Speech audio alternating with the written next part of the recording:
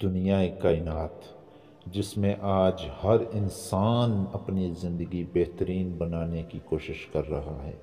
ہر بندہ دوسرے سے برتر بننا چاہتا ہے، ہر طرف چہل پہل ہے، لیکن کیا ہم نے کبھی سوچا کہ اس کائنات کا آغاز کیسے ہوا؟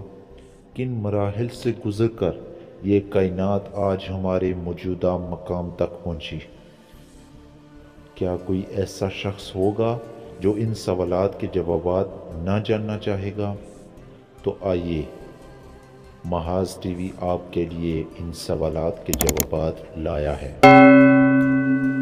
ناظرین، سائنس کہتی ہے کہ آج سے تقریباً 14 ارب سال قبل پوری کائنات ایک ایسے نقطے کے اندر بند تھی جس میں لامتناہی قوت، حرارت، توانائی اور دباؤ تھا۔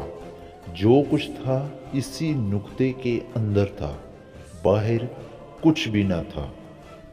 پھر اپنے لامتناہی قوت کی وجہ سے یہ نقطہ پھٹا، جسے بگ بینگ کہا جاتا ہے، اور سیکنڈ کے کھربویں حصے میں یہ ایک غبارے کی مانند ہو گیا۔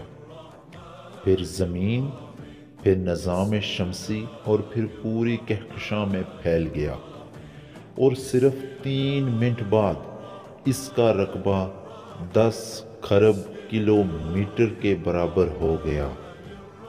اسی نظریے کو حقیقت کے طور پر اللہ کا قرآن کچھ یوں بیان کرتا ہے۔ کیا کفار یہ نہیں دیکھتے کہ تمام زمین و آسمان باہم بند ہو کر ملے ہوئے تھے، تو ہم نے ان کو پھاڑ کر جدا کر دیا۔ پھر سائنس مزید کہتی ہے کہ لامتناہی قوت اور دباؤ کی وجہ سے جو نقطہ پھٹا، جسے بگ بینگ کہا جاتا ہے، کیونکہ اس نقطے سے باہر کچھ نہ تھا اور اس کے اندر لامتناہی قوت، توانائی اور روشنی تھی، جسے ہم کسی روشن ترین ستارے سے تشبیہ دے سکتے ہیں جو باہر سے روشنی نہ لیتا ہو بلکہ اس کی اپنی ذاتی روشنی ہو۔ تو اللہ کا قرآن سورۃ نور میں کچھ یوں بیان کرتا ہے۔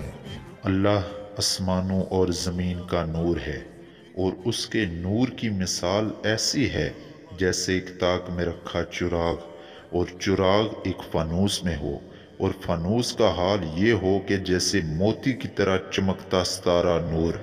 وہ چراغ زیتون کے ایک مبارک درخت کے تیل سے روشن ہو، جو نہ شرقی ہو نہ غربی، جس کا تیل آپ ہی آپ بڑکا پڑتا ہو، چاہے بیرونی آگ اس کو نہ چھوئے، بس نور ہی نور۔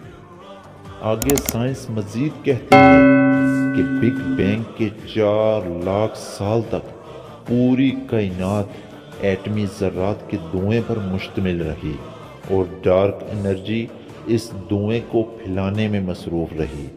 تو گریوٹی اس کے برخلاف ان ذرات کو ملا کر ستارے، سیارے، زمین اور کہکشائیں بنانا چاہتی تھی۔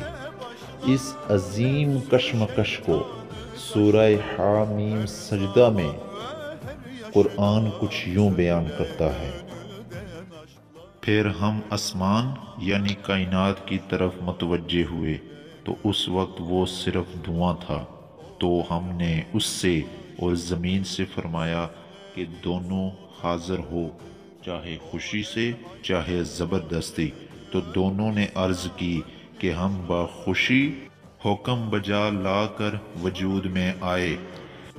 یعنی گریوٹی نے ڈارک انرجی پر فتح پائی، اور زمین، ستارے، سیارے اور کہکشائیں وجود میں آ گئیں۔ پھر سائنس مزید کہتی ہے کہ انتہائی قوت کے ساتھ وجود میں آنے والا وہ عظیم بگ بینگ آج بھی 1 سیکنڈ میں 3 لاکھ کلومیٹر کی رفتار سے ایک غبارے کی مانند 4 سو پھیلتا چلا جا رہا ہے، جسے قرآن سورہ ذاریات میں کچھ یوں بیان کرتا ہے۔ اور ہم نے اپنی قوت کے ذریعے آسمان یعنی کائنات کو تخلیق کیا، اور ہم آج بھی اس کو مسلسل پھیلاتے چلے جا رہے ہیں۔ یقیناً وہ حقائق جو بغیر کسی انسانی ٹیکنالوجی کے سامنے لائے جائیں تو انہیں پیش کرنے والا اللہ کا رسول اور یہ کتاب قرار پائے گی۔